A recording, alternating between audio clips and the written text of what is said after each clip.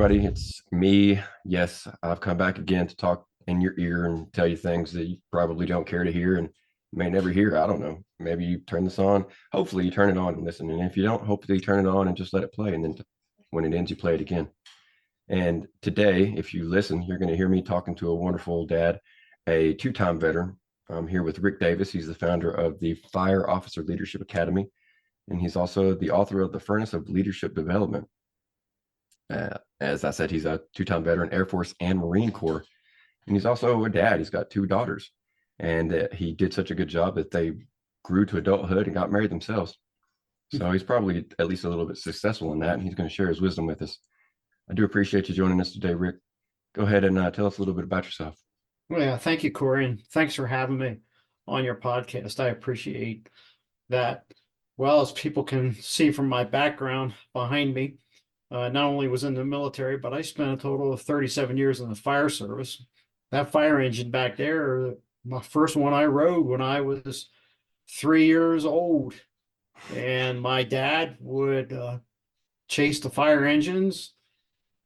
The year after this one right here, there was a large fire. I originally grew up in southern New Jersey, down near the Delaware Bay, and there was a large fire down there. So you could hear the trucks coming. My dad took me out to the street, and that's when the days, guys rode on the back step. And even when I came on the job, we still rode on the back step. And my dad had been a volunteer firefighter there in Jersey. So afterwards, he went. He's like, "I got something for you." I was only 4 years old.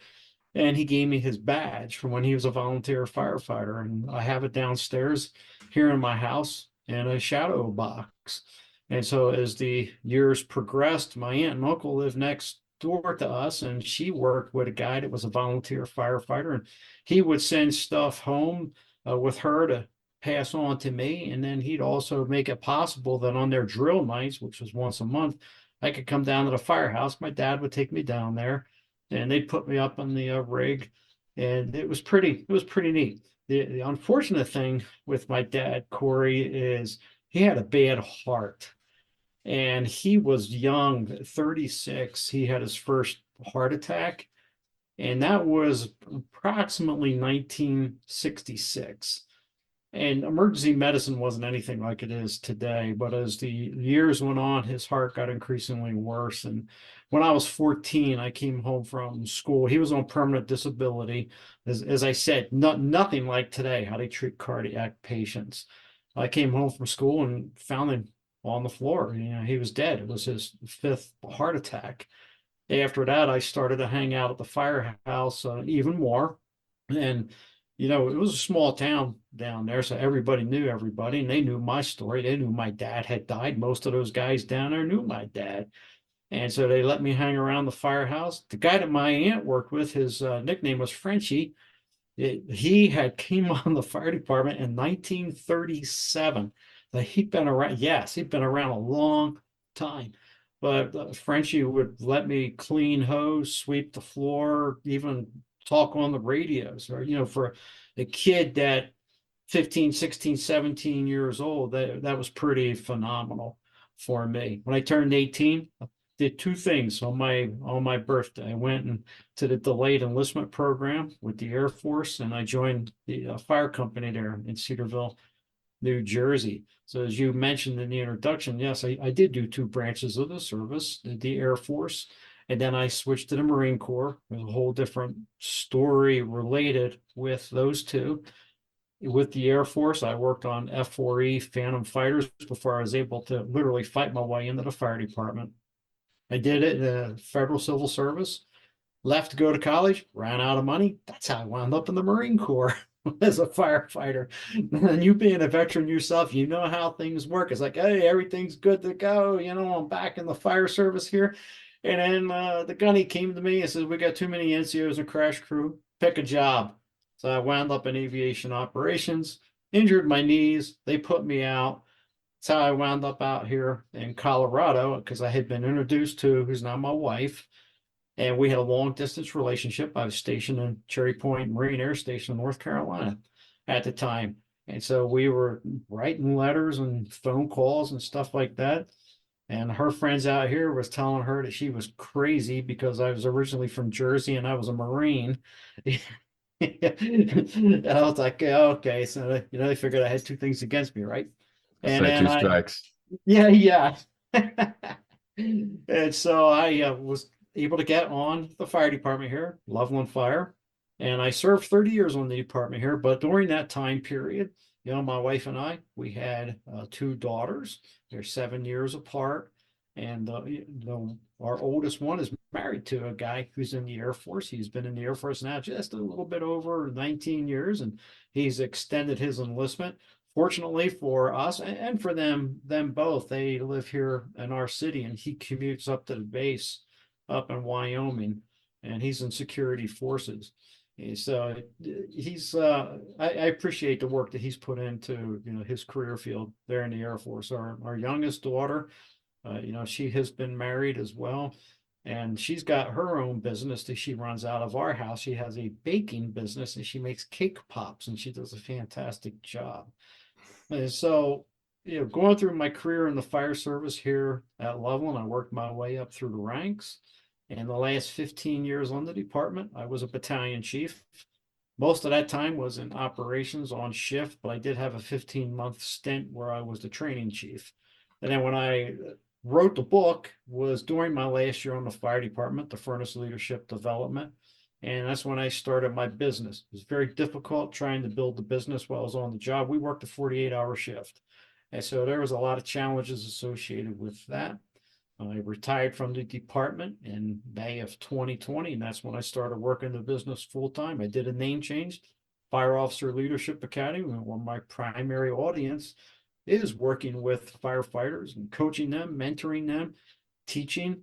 And I also work with a gentleman out in California and still involved in teaching hazardous materials, which I ran our hazmat program here at Loveland Fire for 8 years. And then after that, I ran our wildland firefighting program for 7 years. So being a dad, two daughters, there's definitely challenges associated with raising daughters, but the position I had as a battalion chief, it, I had a real blessed opportunity to be able to work with some really great people, and as a shift commander, mentor them and coach them. And so now that's what I'm doing post fire department. Right on. Well, you gave quite a bit for me to draw from and make lots of different, probably very uninteresting questions to anyone other than myself.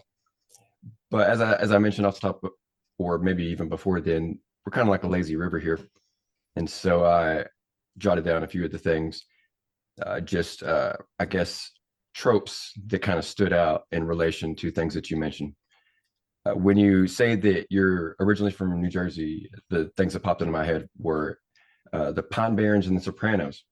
So I was just curious, have you ever been to the Pine Barrens? And if you Yes. have, is it as spooky as it's made out to be?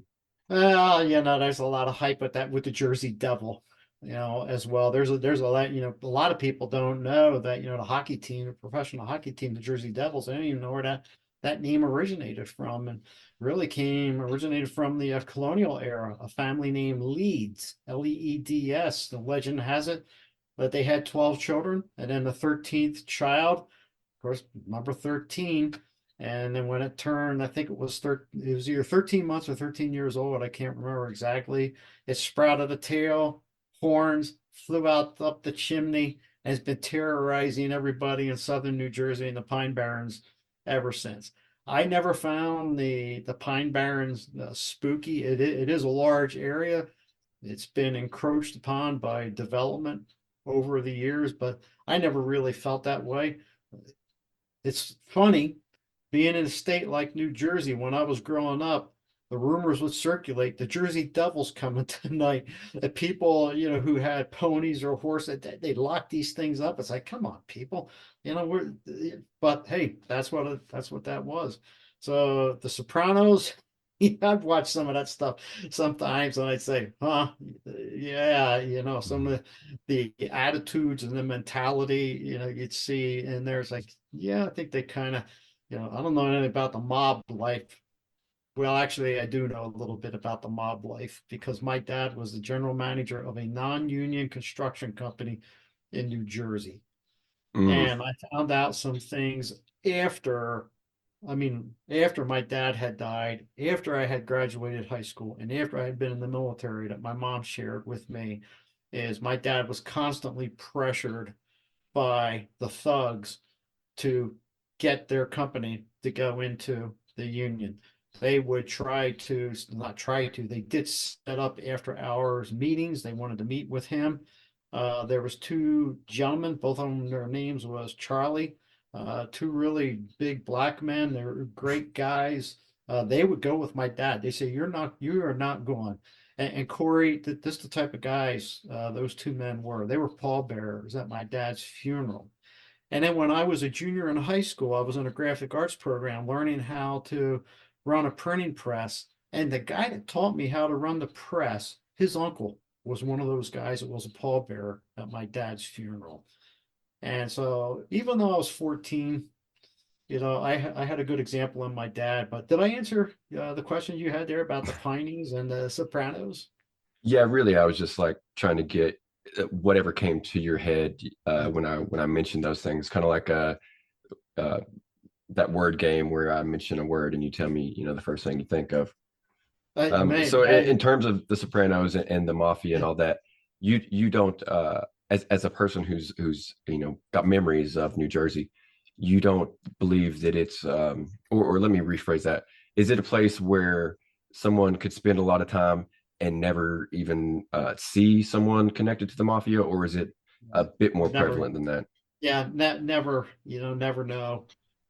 I worked for a printer, the teacher in the graphic arts program had gotten me a job working for a printer, and you know, there was a few things there that made me question, but it's like okay, that's it. But here's a funny story related to Jersey, the mob, and so forth like that I play on. Lots of the times people ask me the question, how did you get from New Jersey to Colorado? And one of the most funny stories related to that was a year ago on Halloween. My wife and I were in Jersey Mike's, ordering subs.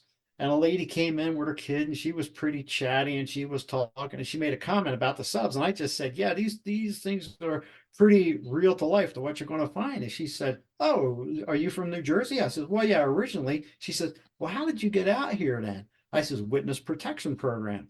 And she stepped back, she stopped, and then she started laughing. She says, you're kidding, right? She says, I was a cop for 10 years. Yeah, I don't think you telling people that would last very long. Yeah, yeah, yeah. It's always there's always some weird touchstone between me and almost every guest. In your case, if nothing else, I used to live in Colorado too. Hmm. When I got out of the army, we moved to Westminster, and I Oh, lived okay. there for I can't remember now. I don't know, 4 or 5 years, something along those lines. Actually Mhm, went to UC Boulder for a while. mhm. Um, was not yeah, I was fresh out, so I wasn't mentally capable of that yet. But be that as it may, Yeah, the I people do movement with the remember. boulder. Yeah, it was a completely different. I did not fit in there. Mhm. I was just uncomfortable every time I stepped foot in Boulder, and I wanted to like that place too. It's like I'm not criticizing the town or anything. It's a great place. It's just that I never felt like I fit in there. Mhm. I understand So that. yeah, I bet. So, what other thing? A lot of people, I'm sure, being a firefighter for decades, you've seen and heard all the shows and movies and what have you. I was wondering the only real media that I've ever been interested in, as far as like I follow it, I watch it, that's about firefighters, is this show called Tacoma FD. Have you ever heard of that show before? I've heard of it. I've not watched it. I've not watched Chicago Fire. Some of the other guys I know, and there's one fella out of Florida. He does a pretty good parody, picking out everything that's wrong with both of those shows. Yeah, that was going to lead me to another question, depending on how you answered. Did you not watch because there's so much of it that they get wrong? Yeah, yeah. I tell you, Frank, it's a bunch of crap. There, there was one show that came out back in the 70s. It was called Emergency, and it was based off of Los Angeles County Fire Department and their paramedic program. And they highlighted what they referred to as Station 51. Now, it's very, very difficult to replicate fire. They have to use propane because in an actual fire, it's creating smoke and toxic gases and all that. And, the general public couldn't see what's going on in the building. I still do like emergency. I still record it. It's on FETV. I record the thing and we watch the episodes. And I like how they display firehouse life. This past summer, I think it was NBC, they had a show on it. It was called LA Fire. And I thought, okay, what's this about? Is this going to be another one of these hyped up drama shows or something like that? So I turned it on and I started watching it. I watched every episode that they had on because what they were doing is they had GoPro cameras, on some of the guys' helmets. They had people in the stations. They were riding along with them, and it was documentary. It was nothing that was hyped up, nothing like that. It was really showing what the job is like. It was showing the crews and the fire station. It was even showing some of their off-duty times, and there was one captain that they were highlighting that his son was working his way through the LA County Fire Academy. And so that was really good. I hope they do it again next year. But the rest of that stuff, flush it down the crapper. Interesting. I mean, I kind of expected you to say that. I never really, well, I don't watch a lot of TV unless it's wrestling or sports, something like that. But you never hear cops or firefighters or soldiers ever talk about like, oh yeah, I saw this one show and man, they had us to a T. Like that was just perfect up and down. Like I know they have advisors and stuff, but it always seems like they don't listen to the advisor. It's like, oh, okay, well, we're gonna do the opposite of that because it's better for drama or whatever. Yeah. So that kind of falls in line with what I expected. Well, I well, do well, may I add, it's kind of like, have you seen the movie Full Metal Jacket with R. Lee Ermey?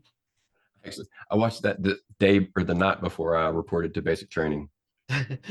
He was the advisor initially, and he had been a DI.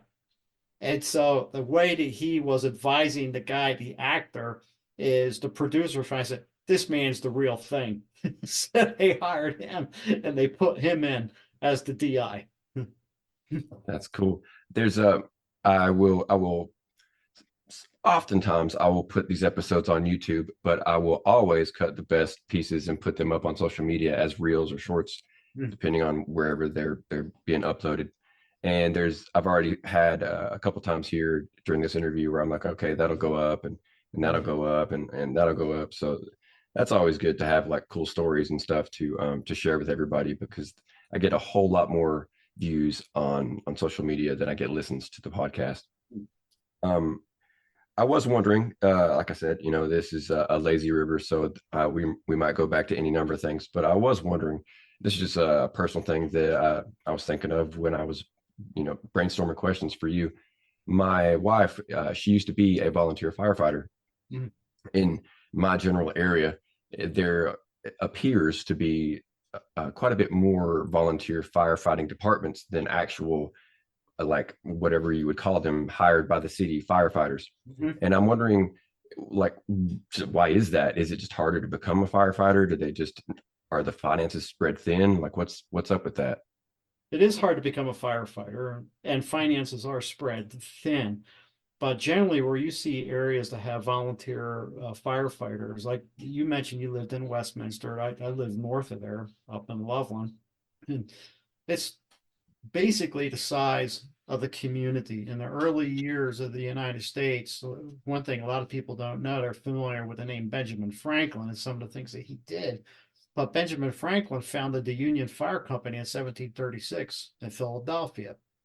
And back during that era, the insurance companies had a lot to do with firefighting.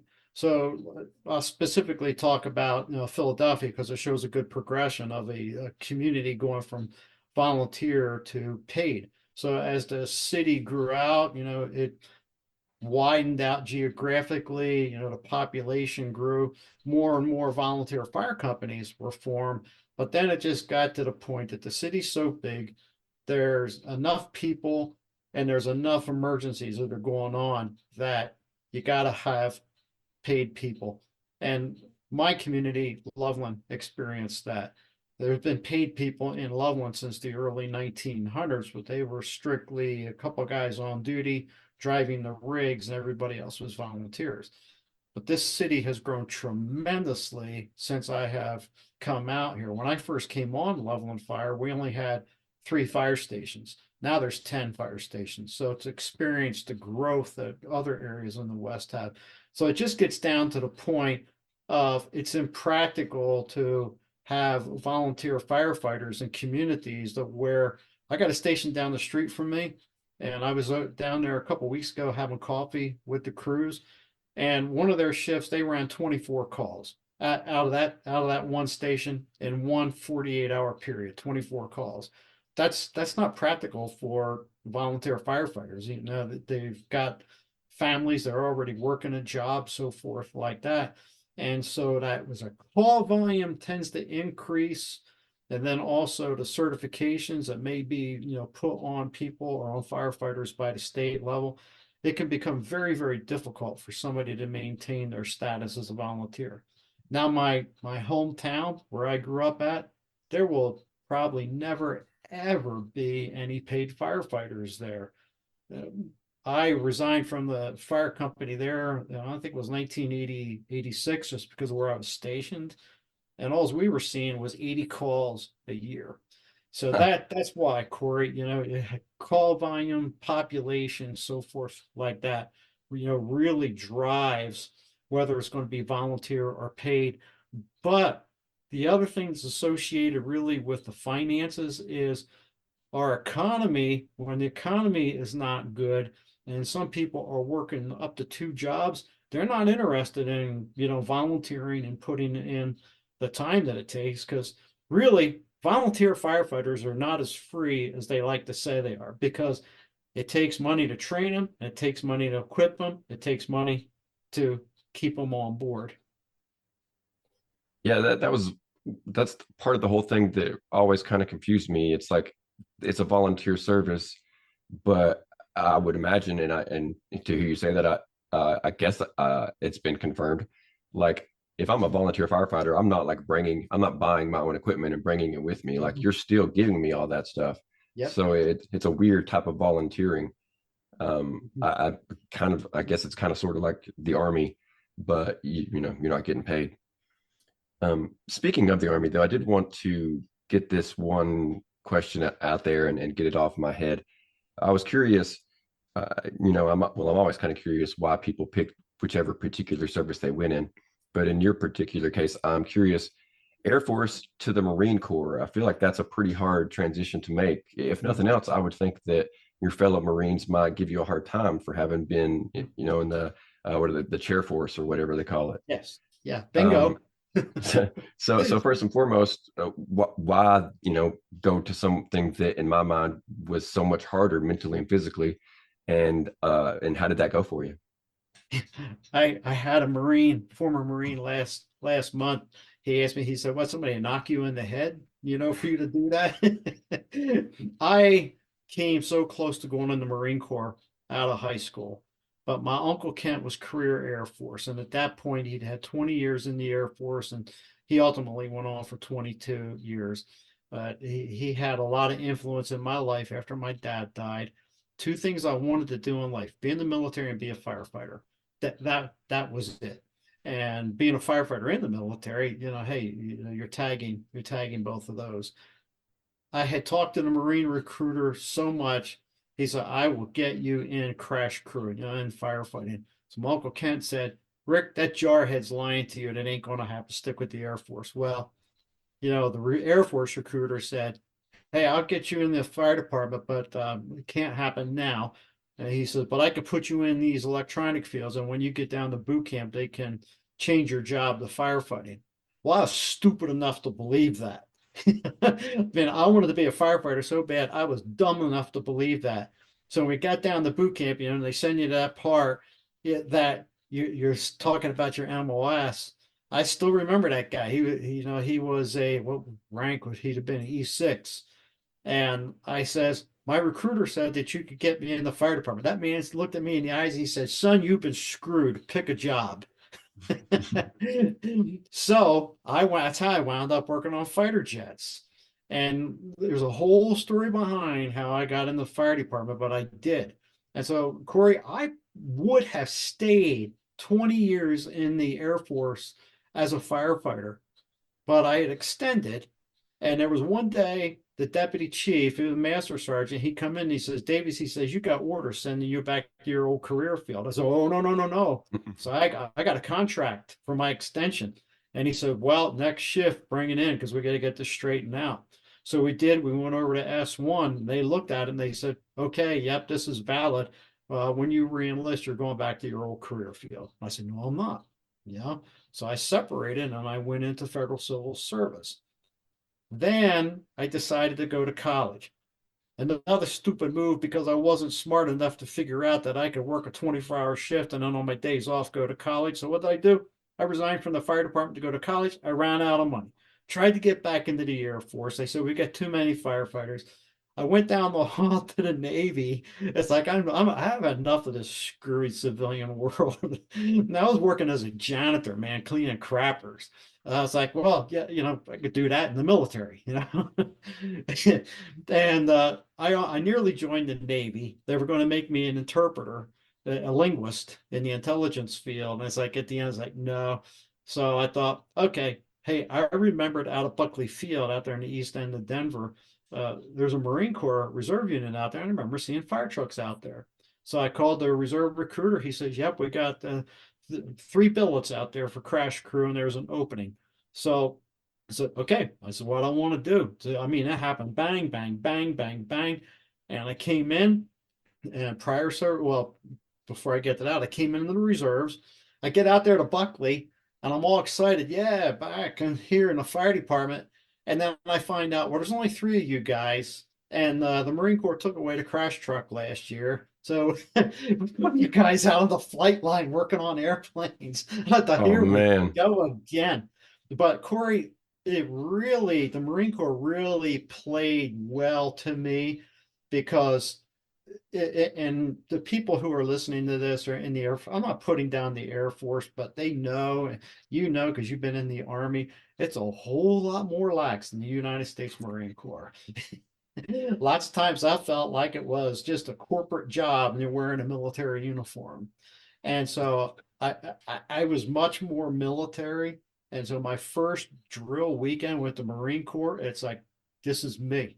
This is me. And so I immediately looked at how can I go on active duty?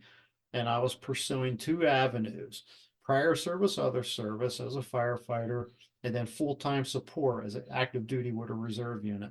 And so the prior service, other service came in and bang. I mean, within a 24-hour period, I found, yeah, it's been approved and we're going to bring you in April. This was March. I got home from work. The recruiter had called and said, I'm coming for you at 5:30 in the morning. We had a guy break his leg.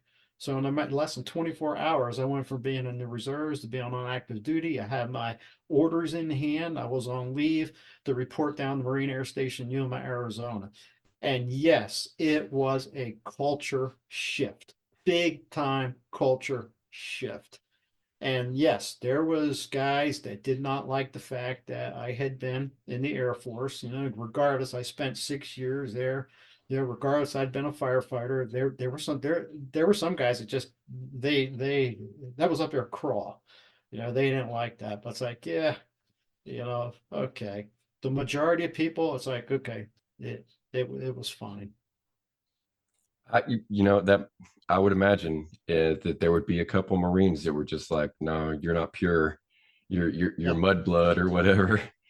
Well, And there was down at Yuma, a crash crew. There was another fella in my exact position, prior service, other service, who'd been in the Army as a firefighter, and he came over and we would talk about it. And he said, "Yeah, right, yeah, Davis, some of these guys are treating me like crap."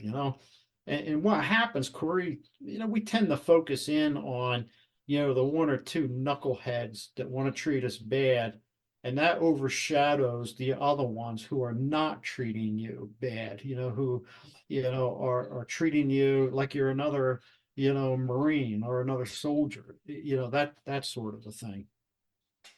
I mean, with beyond the fact that they have a pretty harsh reputation, I've never actually had any kind of engagement or friendship with a Marine that was negative. Like they've all to a single one been really cool with me. Yeah, I've never tried to join the Marines, but you know, with that being said, they've all been really friendly. Yeah. So maybe it's something that like I was thinking, and like you said, it's just a matter of a couple guys giving everybody else kind of the bad reputation, so to speak. Yeah, and Um, those usually what happens is those guys they're treating everybody else bad as well. Yeah, so it's not just we're singling out, me because I was in the Air Force, the other fella because he was in the Army. We just became part of their repertoire, because they were treating other people bad as well. But it was a just good overall. It was a good run. Yeah, I still got some really tight buddies. Been out a long time, and I did work for some really good people, some really good NCOs, and some really good officers. I was very fortunate. Good to hear, because that's not always the case. I personally, it was always going to be the Marines or the Army because I grew up watching GI Joe, and I just at the time I was just like, man, I just don't think I can. I don't think I can handle the Marines. I just think it's too tough for me. But real quickly, I was wondering, you've been in both, you've spent time in both. If Air Force general and Marine generals knock on your door tomorrow and they're both like, hey, we need you back and we need you back tomorrow, which one are you going to? Marines, Firefighter for both of them. Oh, okay. Marine Okay. Corps. So it's that. Yeah. And you say that so quickly. That leads me to my next question. Do you miss, anything really about the Air Force? I I enjoyed the camaraderie that we had in the fire station. And in the Air Force, comparing firefighting in the Air Force to the Marine Corps, in the Marine Corps, where I was stationed at, it was solely for aircraft rescue and firefighting. The civilians, the civil service people, they were taking care of all the structural stuff up on base versus the Air Force, where we were doing it both. We were making the structural runs up on base, and we were doing the stuff out on the airfield as well. And we would get rotated around to the different crews. So there was really a lot of variety. And the Air Force bases that I were at, the best one that I really enjoyed being a firefighter was Seymour Johnson Air Force Base in North Carolina. We had B-52s, KC-135s, F-4 fighters, T-33 trainer jets. I mean, it was an active base. It was an active fire department. So I missed that aspect of it. However, what I have seen since I have been out is I went to a breakfast this morning of retired firefighters, and one of the guys there, he was a firefighter in the Air Force for 4 years, and then he finished out his career at Ronald Reagan National Airport there in DC. He and I got a connection, but when I run into another Marine, it's almost like it's a long lost brother. It's just really been interesting to me to see that is we're all running into somebody who's been in the Air Force, not the guy just mentioned this morning, but I run into somebody else been in the Air Force. Like, oh, okay, well that's nice. Whereas I run into another Marine and it's like, you think we were blood brothers, cut our wrists and rubbed our blood together. That's interesting. I mean, it seems like it's not surprising, but it's interesting all the same. I did have a couple questions here that I just wanted to fire off rapid fire before we kind of start to wind things down. This question I thought about it because we're kind of sort of mixing both of your services into one, and if you take them both and add them together, I feel comfortable asking this. In terms of Top Gun, are you an Iceman guy or a Maverick guy? Huh. That's an interesting question. Iceman or Maverick? I I think the people that associated with me in the Air Force when I was, you know, working my way, or a better term, fighting my way into the fire department would say he was Maverick. It's interesting how I get different responses to that and different reasonings for them. It was there's one guy that responded to a reel that I posted on no, it was YouTube, and it was like a paragraph long where he described why no one should ever choose Iceman over Maverick, because Iceman was the reason that Goose died, and that disqualified Iceman, and leaving Maverick to be everyone's choice all the time. And I thanked him for actually putting in like that much thought into the question, regardless of whether I agreed with him or not. Because Yeah. I mean, growing up, I was like Maverick, Maverick, but like now I'm like, oh, dude, Iceman's just so cool. Like he's just cooler than the other side of the pillow. Okay, so moving on real quickly. Yuma, is it really so hot that people go from hell go to vacation there? Yeah, it was hot, man. I got stationed down there in March, and so I lived out the summer before, they said, hey, too many NCOs and crash crew, and then they moved me from there to Mississippi from my school. And I wish I had lost this picture, Corey. It was in the base newspaper of a couple cooks down on the flight line in the afternoon, frying an egg out there on the flight line. Yeah, it was hot. I From March to September, the 6 months I was down there, I saw it rain one time. It rained about 30 minutes. The sun came out, and less than 10 minutes later, you won't know it even rained. But I will Yeah, say this about Yuma, Arizona. The civilian population treated us very well, which is, that's unusual for anything at a military base. Normally they treat the military personnel bad, but not at Yuma. It really, from that standpoint, it was not a bad place to be. that's actually cool. I slaughtered that joke, but everyone that listened got the point. I was going to say though, that's quite a bit different from really the only place I was stationed, which was Schofield Barracks, Hawaii, Hmm. and virtually every person on that island that wasn't in the military hated everybody in the military. So I did not get, a warm welcome there, and there were parts of the island that you basically shouldn't go to, especially if you were white. Huh. And not that I'm ever going to go to Yuma for any reason, but I'm glad that they are supportive down there. But I mean, by and large, where I live, everybody loves the military. Everybody loves Mhm. firefighters and cops and everything. So, when invariably when someone finds out that I was in the army, they're like, "Oh, thank you for your service," and my cheeks turn red, and I'm just like, "Yeah, yeah, okay, whatever," because I never know what to say. Yeah, yeah, Um, I hear you. Someone told me that I should start when people ask me or tell me that I should start telling them that I accept Venmo and PayPal. Um, but I don't have the confidence to do that. I'm just like I didn't do anything. Don't thank me. Okay, so last question here. I told my wife before we started, I was like, this guy seems so like official and mature, and we're just not going to have anything to talk about. And here we are, like 15 minutes from our quasi cutoff, and we've still not come to the end. But this is the last question I do want to ask. I try to get at least a little bit of dad stuff in here when I have a father on, and the one thing that kind of popped out to me, I've asked so many of my questions to so many dads that I've kind of got answers to most of them. But in your case, I was wondering, you've come from uh, quite a bit. Three, we'll say three. We're going to give the Air Force the benefit of the doubt and say you've come from three different, very masculine, very manly fields. And I was wondering how you took that mind frame and yet were then able to transform yourself into the father of two daughters.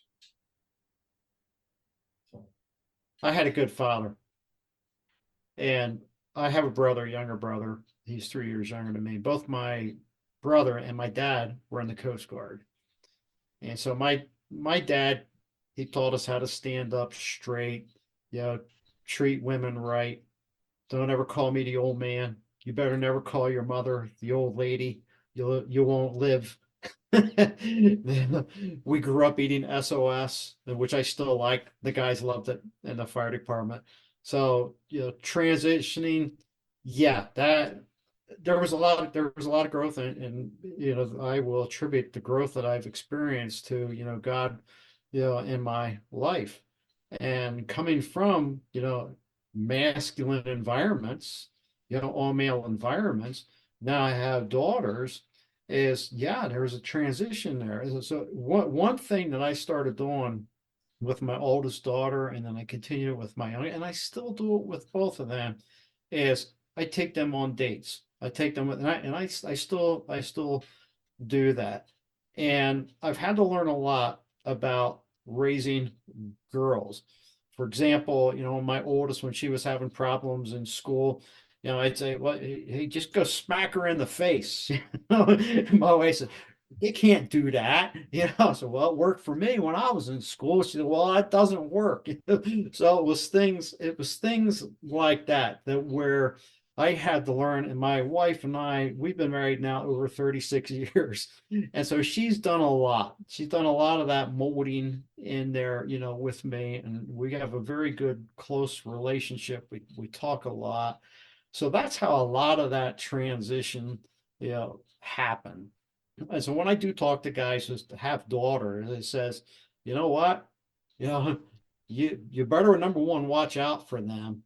Take them on dates because there's a lot of creeps that are out there, that guys like us that were in the military that we might want to hurt Yeah, them. we might be one of them. Yeah, we've seen them all, yeah, in the service. So there's a lot to being a father, and even with that, Corey, one of the things is as we were talking here in the fire department, as I moved up in the ranks, I had to deal with guys whose fathers treated them so poorly. There's one fellow that comes to my mind now. He had been a veteran in the military, but he lacked so much confidence. And as I got to know him more, he's on my shift and he shared with me, he came out of a family where his father constantly berated him, all the time was berating him. And so as he moved up, it's like, any decision he'd make is like, oh, chief, I don't know, was that the right decision? I'm not probably screwing this up.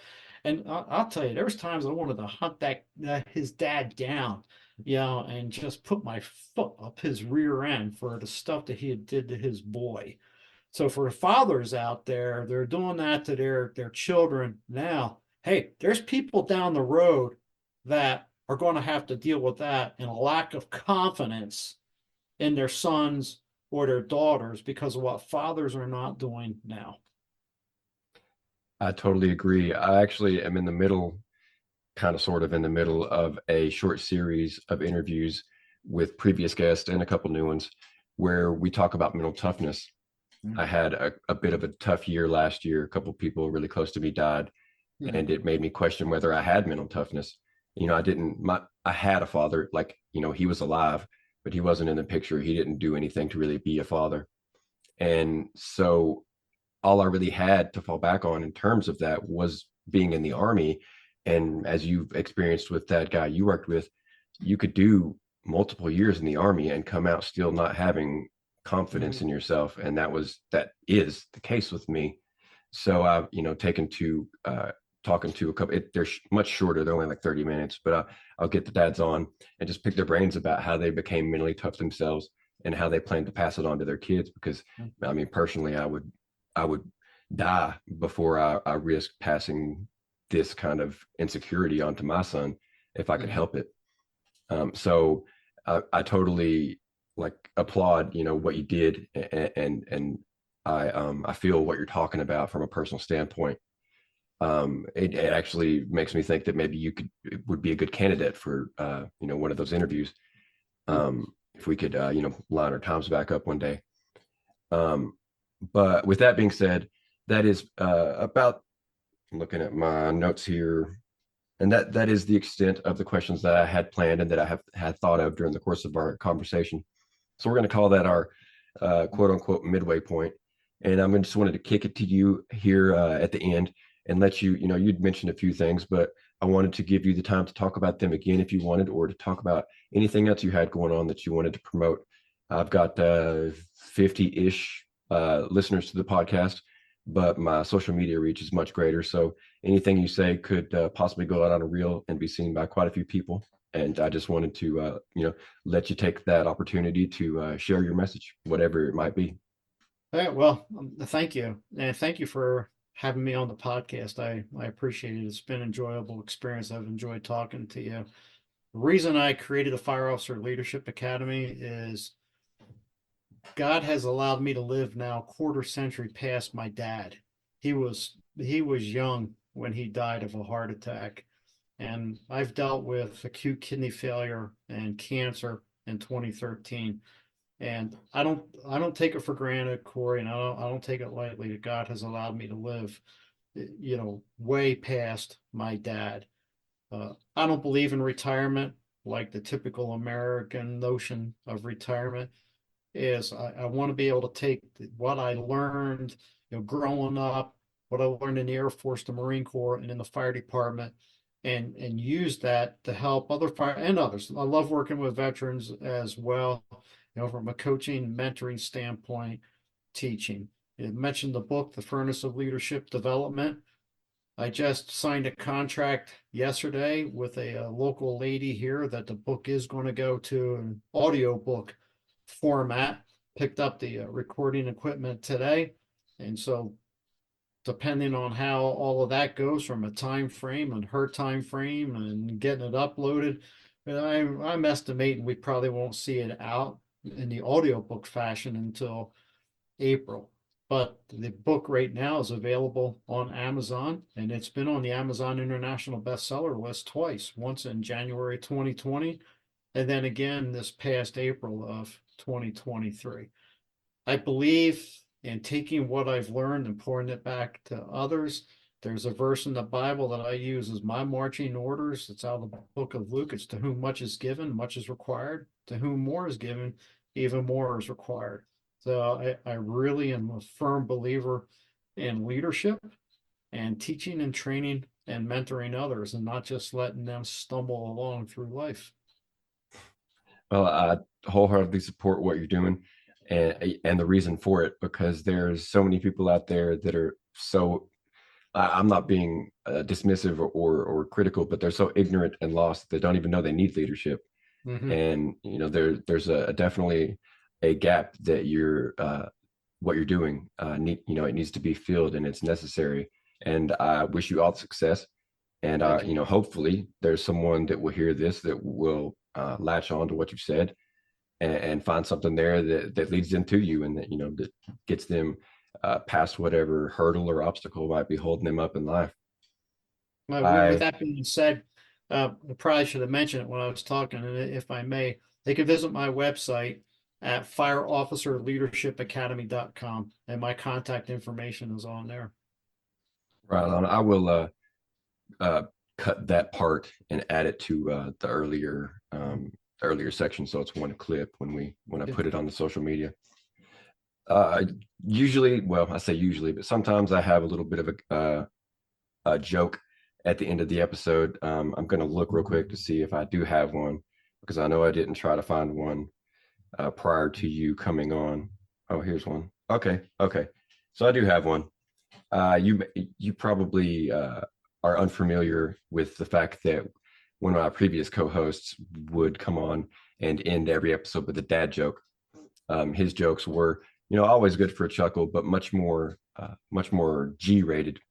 I say that with this one being not at all R-rated, but typically I do try to find something a little bit more adult, a little bit more comedic than what he was bringing. So, with that being said, everybody pretend to laugh at my mom died when we couldn't remember her blood type. As she died, she kept telling us to be positive, but it's hard without her. And that's my joke for the night. I hope that everybody takes that and shares that with everybody in your lives, and until they hate you for it. But I will try to do better next time. I can't promise I will, but I will try. With that, though, once again, Mr. Davis, thank you so much. You've been Thank awesome. you. You've been really great as far as these potential clips. Like every time you open your mouth, I was like, oh, that's going on Facebook and that's going on Instagram. So thank you so much for being so given with your history, your wisdom, and just your information. You gave a couple cool fun facts there that I'm sure a lot of people were will be unfamiliar with until I share that with them, forcing it down their throat through all my social media accounts. But with that having been said, I will say that once again, thank you so much, and I hope you have a good rest of your evening and a good rest of your weekend. Hey, thank you, Corey. Appreciate it. Hey, no problem. From all of us at Your Two Dads, this is Corey, and we will talk to you later. And that's pretty much it for the podcast. Sometimes this particular part will go up on YouTube as a bit of a bonus content. Sometimes I had one guest that, like, as soon as the cameras turned off, he was just like sharing all of this stuff, and I was like, man, I can't put none of this on like the podcast. Like, why didn't you give me any of this like when we were rolling? But anyway, with that being said, this is just as likely not to go up there at all. I do want to thank you once more, though. Like I said, I'm always really happy with great guests, and you've been one of those.